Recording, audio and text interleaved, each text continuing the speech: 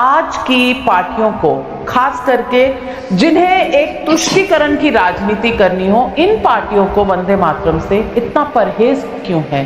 अब वकार साहब, मैं आपसे यही सवाल पूछूं। जिस वंदे मातरम को गाने वाले और जिस वंदे मातरम का नारा लगाने वाले लोगों को फांसी अंग्रेज दे रहे थे, उसी वंदे मातरम को लिखने वाले को प्रमोशन क्यों दे रहे थे?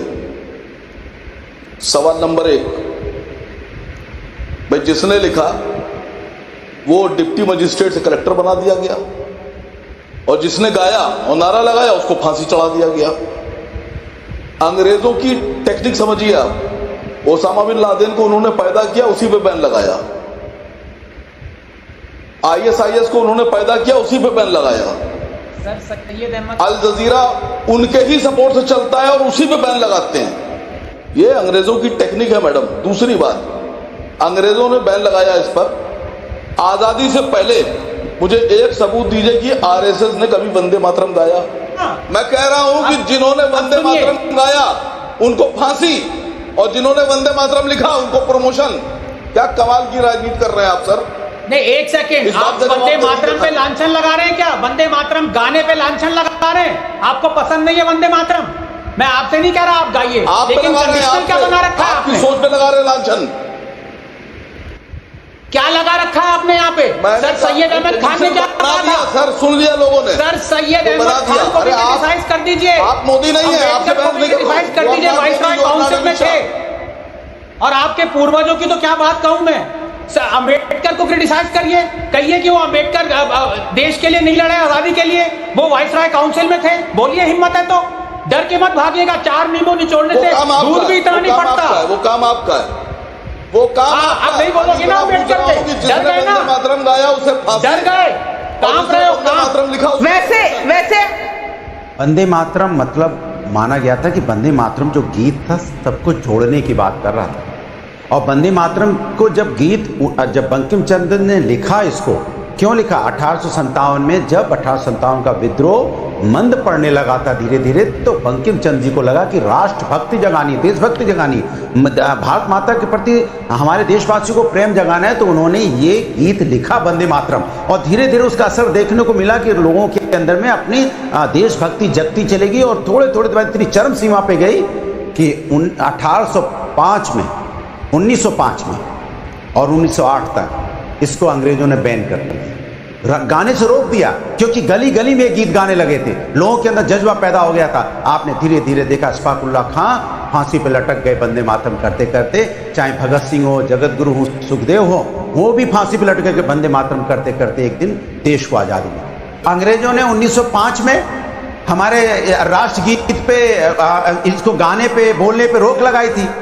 आज सदन के अंदर में भारतीय जनता पार्टी ने राज्यसभा में कि हम स्लोगन नहीं बोल सकते, हम वंदे मातरम नहीं बोल सकते, हम यहाँ पे वंदे मातरम क्यों नहीं बोल सकते? मैं आपसे पूछना चाहता हूँ। लेकिन आप इसका नोटिफिकेशन को या जो भी डायरेक्टर आपने दिया, इसका डायरेक्शन दिया, अरे यार पहले से था तो आप कैंसिल कर देते ना। बोलते हम एक ही मुद्दा बार-बार उठाकर क्योंकि आप असीम वकार साहब का टाइम खाना चाहते हैं, और मैं ये अलाउ नहीं करूँ।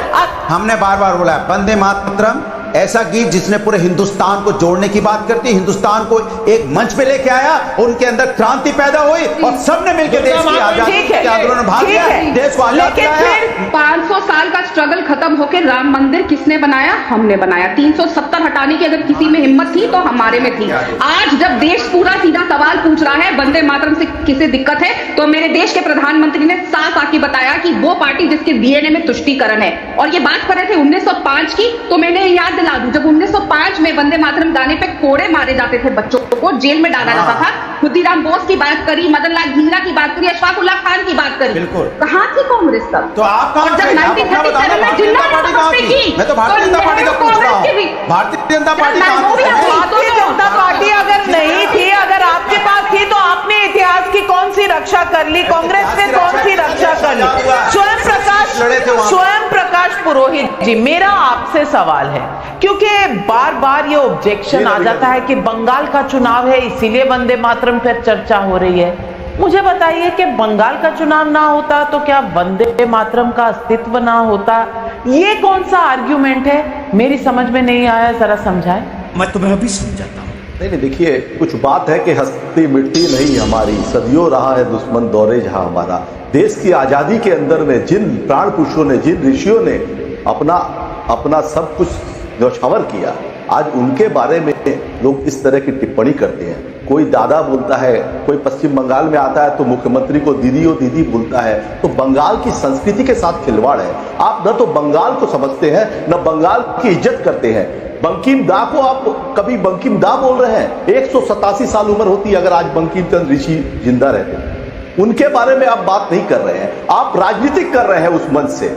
आप संसद में भी राजनीति का हथियार बना रहे हैं, संसद भवन को भी, जहां पर आपको एकदम क्लीन एक बात है कि आज देश की आत्मा वंदे मातरम और जय हिंद जैसे नारों, जनगण मन अधिनायक जय हो, इनके ऊपर देश की आत्मा लोग मरते हैं, बंदूक लेकर के सेना के वीर जवान मरते हैं। अगर आज उसको अगर राजनीतिक हथियार किया जा रहा है, आप मुझे बताइए 595 करीबन काला पानी में सजा हुई लोगों को, जिसमें करीब 398 लोग बंगाल की धरती से थे, 95 लोग पंजाब से थे। पूरे देश की बात कर रहा हूं जिनको काला पानी की सजा हुई। आज जो लोग वंदे मातरम की बात कर रहे हैं, 1942 में क्विट इंडिया मूवमेंट जब हुआ था, कहां थे वो लोग? तब अंग्रेजों की मुखबिरी कौन कर रहा था? मैं नाम नहीं लूंगा। किन्होंने क्विट इंडिया मूवमेंट का, मैं बंगाल में इनके पूर्वज नेताओं की बात कर रहा हूं, किन्होंने अंग्रेजों का हाथ से साथ हाथ मिलाया, मैं उनकी बात कर रहा हूं। मगर आज देश ये देख रहा है, ये हास्यास्पद स्थिति पैदा कर दी है देश के अंदर में। मुख्य मुद्दों से देखिए, पिछली बार ये बंगाल के मनीषियों की पूजा नहीं करते हैं। अमित शाह की रोड जुलूस निकलती है, उसमें ईश्वर चंद्र विद्यासागर की मूर्ति केसरिया रंग का गमछा डाल के हुड़दंगियों ने तोड़ दी। इनके नेता जेपी नड्डा जाते हैं शांति निकेतन में, बोलते हैं कि कवि गुरु रविंद्रनाथ टैगोर की यह जन्मस्थली है। इनको बंगाल के बारे में, बंगाल की अस्मिता के बारे में नहीं पता है। कितनी कुर्बानियां 1905 में, मैं अनुराग जी ने एकदम सही कहा, 1905 में जब भंग हुआ, अंग्रेजों ने बंगाल को तोड़ने की जो साजिश की, आज तक ये वही तो सरकार है जो अंग्रेजों की तलवे चाटते थे। भारत छोड़ो आंदोलन के समय कोई भी व्यक्ति अगर अंग्रेजों के साथ खड़ा है तो देश की आजादी में उसका कोई योगदान नहीं है। कोई भी व्यक्ति हो, आप जिसकी भी बात करें, नाम कंडेम करते हैं, ये स्टेटमेंट कंडेम करते हैं, कंडेम करते हैं, आप कंडेम करते हैं, कोई भी व्यक्ति, आप कंडेम, नाविका उन्होंने कंडेम किया, आप अपनी बात कहें। हाँ, अब उन्होंने कंडेम किया ना, ये कहा है डॉक्टर भीमराव अंबेडकर ने। अब कहिए कि यू कंडेम अंबेडकर, कहिए, बोलिए। आपने सबका बोल दिया, हम लोग बोलिए।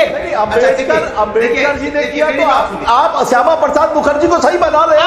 आप क्या बताना चाहते हैं? आप जब मुझसे बात कर रहे हैं, आप श्यामा प्रसाद मुखर्जी को सही बता रहे हैं।